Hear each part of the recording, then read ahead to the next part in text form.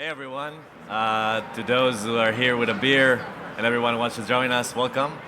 I'm Shachar Azalai and I will tell you a bit about how to discover seamless observability with eBPF, which is a technology that if you haven't heard of before, you're going to hear a bit about now, and it's a game changer in this domain.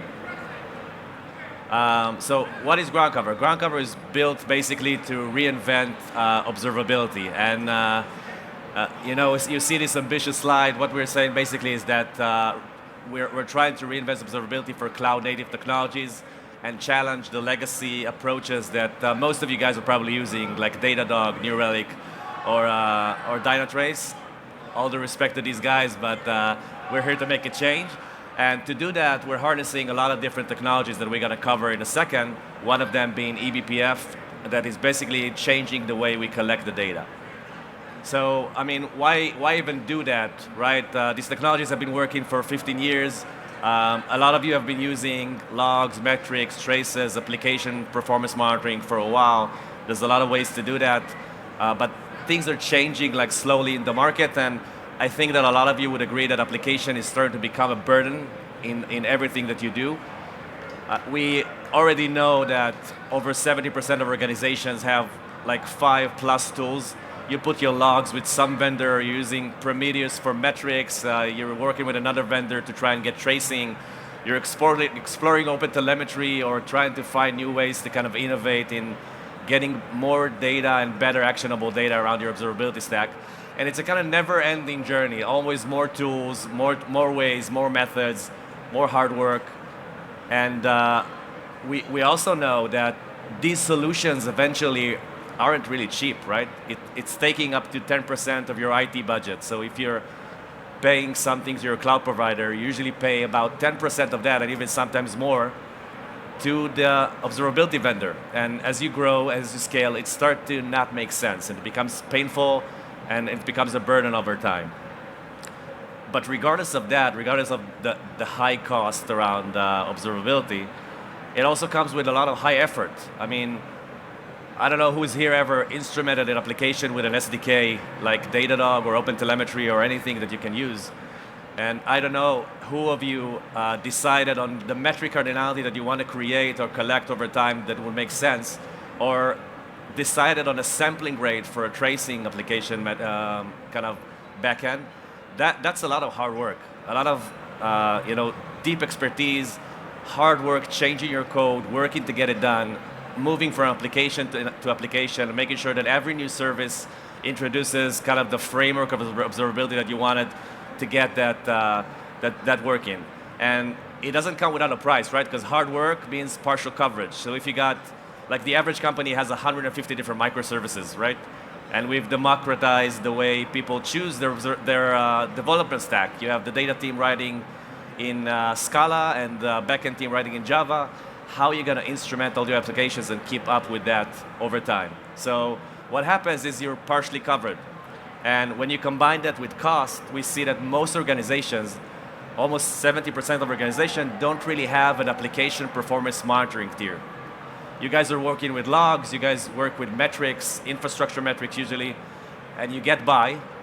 But in most cases, you don't have application level metrics like response times of your application, error rates in the cardinality of an API that you expose to your customer, and no traces to troubleshoot with and kind of understand exactly what was the flow that led you to a problem with your customer-facing API.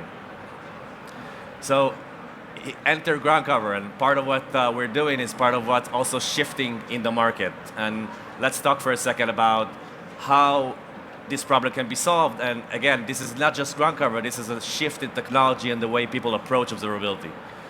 One of the things that we're doing differently, and you're going to see probably more of that in this conference, and if you can take anywhere from this discussion, is kind of learning about this technology and how it can change the way you address your observability stack today, is eBPF. eBPF is a very weird acronym, but in a sense, what this technology does is allow you to collect very intimate data about your application, what your application is doing, what traces is it sending in and out, and doing all that without changing your application code. Basically, if before, to figure out what DB query will you're doing to an RDS and how much time would it take, you would have to instrument that piece of code, right? You would have to integrate OpenTelemetry or another SDK into your code and do the hard work to get that trace in place. Right now with eBPF, you can do it outside of the application, out of band. A different pod running in your Kubernetes cluster can collect all that for you. How eBPF is doing that? From inside the Linux kernel. It's a technology already used in high throughput networking. AWS is using it as part of its infrastructure. It's using security to kind of reinvent how to collect security events from Linux machines. And now it's already introduced into observability. So basically what it means is, imagine you have a Kubernetes cluster running 4,000 pods at the same time, each of them running different languages, doing different stuff, at different scale. The alternative would be to instrument each and every one of these applications to understand the dependency map, who's communicating to who, what's the metrics that are running over there. And right now with eBPF, deploying eBPF on each of the nodes in your Kubernetes cluster allows you to suddenly see all that containers at once, immediately. And part of this means that you can suddenly onboard into a deep application performance monitoring solution in a minute without changing code, changing configuration, labeling your services, or do anything that requires you to change the runtime. And that's dramatic when you're talking about the high-scale Kubernetes environment that runs a lot of different services at the same time. What it also promises is 100% visibility, because if before it was only the services you chose to instrument, you chose to integrate the SDK to, the services you decided would be the most important, you always left something out. There was always the legacy service no one wanted to touch, right? And the code of that is already fixated and written in stone. There's always that control plane, that Istio service mesh, Nginx, whatever you're running in your cluster that you can't instrument. With eBPF, basically it's all equal. It's all the same pieces of code running in your production. You suddenly get to see all of their application metrics and all of their application traces, even if it's not your code. And also the footprint. If before integrating an SDK would mean I might be affecting my response time, maybe right now with New Relic or Datadog or OpenTelemetry, maybe I'm adding some percentage of delay to my response. Maybe my users are experiencing more round trip time than before. It's hard to tell, right? And if you're an ad tech company or a gaming company or a fintech company or anyone dealing with high throughput transactions, that can cost you money and can create eventually a disturbance in your service. eBPF is working from the Linux kernel using the kernel resources basically to do all that. It's super efficient with a very minimal footprint on CPU and memory, and that's also part of the premise behind this technology. The other thing that groundcover is doing differently is the way we address data. So, I mean, assuming we establish that eBPF is a really interesting way to collect the data, so suddenly you get tons of data which you haven't been able to get before. That's great, that's a great start, but then what? I mean, you all know that you pay per volume, right? You push logs to somewhere, they charge you by volume. You can't predict how much you're gonna commit on, you pay extra for these surges. Same for metrics, same for traces. So if a new technology now introduces more data, who's going to pay for that? Where are you going to store all that? So in order to address that, we've also kind of reinvented how we think the data processing and storage should look like in a modern cloud-native environment. And what groundcover does is separate the control plane from the data plane and basically store all the data that comes from these from our eBPF sensor, from logs, metrics, and traces, in a managed environment in your cloud environment after it's been processed distributedly inside the eBPF sensor. So all these traces flow distributedly through our eBPF sensor across all your nodes. They're being processed, smartly captured, reduced in volume, and then stored in your cloud environment. So you don't pay for shipping them out to some other vendor, and you also don't pay the cost of letting someone else manage your data. And what you gain is complete data in your control, but also a significant cost reduction compared to what you would pay before. So one of the things that groundcover does differently, and I think that's the only solution in the market that does it today, is we don't charge anything by volume. We collect tons of data with high granularity using eBPF, but eventually only charge you by the size of your environment. So push as many logs as you want, push as many traces as you want, use whatever metric granularity you think makes sense. We're going to make it work we're going to scale it for you, but eventually you don't have to pay for this volume. And that's a game changer in the way you kind of handle this trade-off. And I'm sure that everyone that deployed observability before was in this trade-off. Okay, let's reduce some of this metric cardinality to save costs. Let's not report logs from dev to save costs or whatever. We're trying to eliminate that equation. It also provides full data privacy. Organizations are more and more aware of where their data is being stored. Storing your logs and traces in a third-party SaaS provider, that can be painful when you're dealing with PII and a lot of information from your customers flowing through your APIs that you might not want to expose. And it's also fit to a cloud-native backend. We're using technologies that were born in the cloud-native domain, like ClickHouse and Victoria Metrics. They're cost-effective, they're easily scalable, they're easily backed up and used in a cloud-native environment like Kubernetes. Part of what we bring to the table, and we're going to walk through that in a second, is that installation is now 60 seconds. You can onboard to a full APM, from logs, metrics, to traces, in 60 seconds by just running a daemon set, running the eBPF program, deploying the eBPF program basically on all of your nodes. So it also changes the dynamics inside the organization. If before onboarding into New Relic or Datadog or any other solution would require an integrated effort from the R&D team, right? Everyone from every team would have to integrate this solution, deploy it into production, and then see the value. Right now, one champion in a DevOps organization can install it on the infrastructure and come back to the R&D team with a full coverage of their observability stack, which is dramatic. What we provide is a full stack observability in one place, from log management to infrastructure monitoring, all the way to a full APM. And if I'm going to summarize that before showing you a quick demo, it's a frictionless onboarding. It's 100% coverage all the time. Introduce a new service, it's covered instantly. Change your code, it's covered instantly. Introduce a new API, you're covered with full traces without doing anything. You get up to 90% of the cost reduction and also control your data and get promised privacy. So let's move into a quick demo so I can show you that what I'm talking about is real, right? So this is groundcover. As we mentioned before, part of the onboarding would look like something like this. Basically, you would install a CLI that wraps a Helm chart. You can install it through an EKS add-on. We're also supported in the EKS add-on ecosystem. You would first get a full Kubernetes native infrastructure monitoring. So you will see all your deployments basically in Kubernetes. And each of them will basically contain two verticals that would be very hard to get. One is all the requests per second, error rate, latency, basically all the red signals that you would work hard to instrument and get. And the other would be infrastructure monitoring, like CPU and memory, at a workload level, at a pod level, at a container level, whatever you want to start drilling down into. You would also see logs from the containers, and you would also be able to kind of go through the deployment YAML and figure out what is actually running in production. If you're a developer interested in a specific workload you're trying to find, you would also be able to drill down into that service and see, what it's been up to, who it communicates to, what are the APIs it exposes, and again, all of this is out of the box without you doing anything, without you instrumenting any code to get that. We create a full dependency map.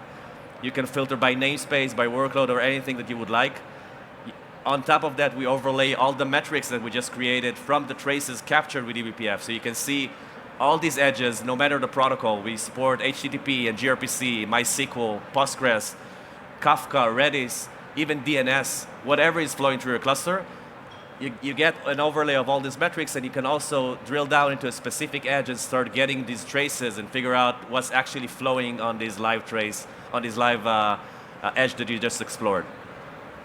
Another interesting thing that we do is create an API catalog, which basically kind of samples together or basically detects all the endpoints running through the cluster. So imagine you're using an RDS, probably a lot of you are using a managed AWS RDS, and your clients inside that Kubernetes are using various Postgres queries in front of the RDS.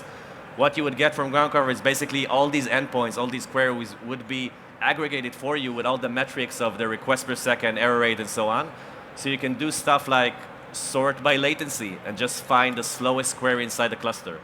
And if you dive into that, you suddenly get real spans and real traces that will allow you to troubleshoot by drilling down into the actual trace, seeing the query that was running there, the parameters around it, what was actually going through that query. And again, all of this is picked up with eBPF. You didn't do anything to get that information. And we correlate it with the container information. What was the container doing at the time? What node it was running on? What are the logs around that? Are there any interesting logs that you can double down on when you're looking at this specific trace? What was happening in that container at the same time? And you can investigate that log, investigate even the context of the metrics around it. Was the container close to its limit and was almost throttled or out of memory? Or was the node busy? So you should kind of worry about a noisy neighbor situation, other workloads bothering your performance. So that's one thing we also do. Another interesting thing is that we kind of aggregate all the issues in the cluster. So you would get stuff like there's a 500 on /product asterisk. That's the API we found out, and this is the client that is creating this problem. And again, if you dive deep into that, you get examples of the actual payload of the request and the response. You can troubleshoot with a real example picked up by eBPF. And again, all the context around that so you can easily figure out what's going on. This is also a full log management solution, so you can drill down into specific, basically logs emitted from your containers, drill down into any, figure out what's the related logs around them, and again, even see the traces around these logs. And this is all correlated inside our sensor, collecting the logs, the metrics, and the traces at the same time. And again, also the infrastructure metrics to correlate with that. You can also search through any trace flowing through the cluster. So if you're interested in finding something very unique, like a specific user agent flowing through the cluster, you would find these traces. And again, you would be able to figure out what's going on and even get the specific request that kind of triggered the problem. You can build dashboards, set alerts, anything that you would expect for a full APM. And you get all that by just installing a daemon set on your cluster.